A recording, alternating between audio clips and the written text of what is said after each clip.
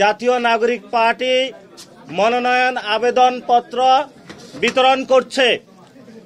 আমাদের এই পর্যন্ত 1100 মনোনয়ন আবেদন ফর্ম ইতিমধ্যে আমরা বিতরণ করতে পেরেছি এবং আমাদের মানুষের মাঝে যে উৎসাহ উদ্দীপনা এসেছে তার ভিত্তিতে আগামী 20 নভেম্বর পর্যন্ত আমরা টাইম বাড়িয়েছি।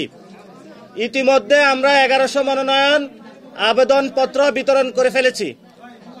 আজকে আমাদের মাঝে গণ অভ্যুত্থানের অন্যতম মহানায়ক জাতীয় নাগরিক পার্টির উত্তরাঞ্চলের মুখ্য সংগঠক পঞ্চগড় একের রত্ন জনাব সার্জিস আলম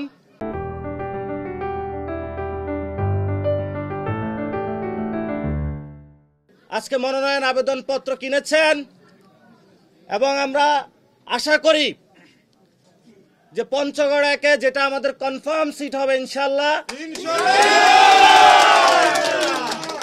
এবং ওনাদের যে সাড়া আমরা দেখেছি পঞ্চগড়ে, সেখানে ইনশাআল্লাহ আমাদের যে জয়ী আসনগুলো যেগুলো তো জাতীয় নাগরিক পার্টি মনে করে যে তারা জয় শাপলাকলির জয় হবে, এর মধ্যে অন্যতম একটি আসন হলো পঞ্চগড় এক। এই পঞ্চগড়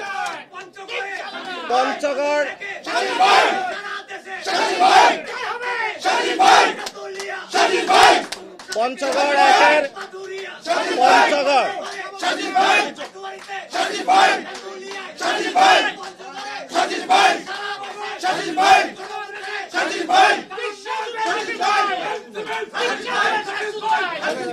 পঞ্চগড় একের আজকে উনি মনোনয়ন আবেদনপত্র নিয়েছেন এবং আপনাদের জ্ঞাতার্থে আরো আমরা জানাচ্ছি আগামী 21 এবং 22 তারিখে আমরা প্লেস জানিয়ে দিব যে কোথায় আমরা সবার যারা মনোনয়ন আবেদনপত্র নিয়েছেন তাদেরকে আমরা ভাইবা নেওয়া শুরু করব এবং সেখানে উৎসব মুখর পরিবেশেই আমরা সবার সাথে তাদের সাথে কথা বলবো।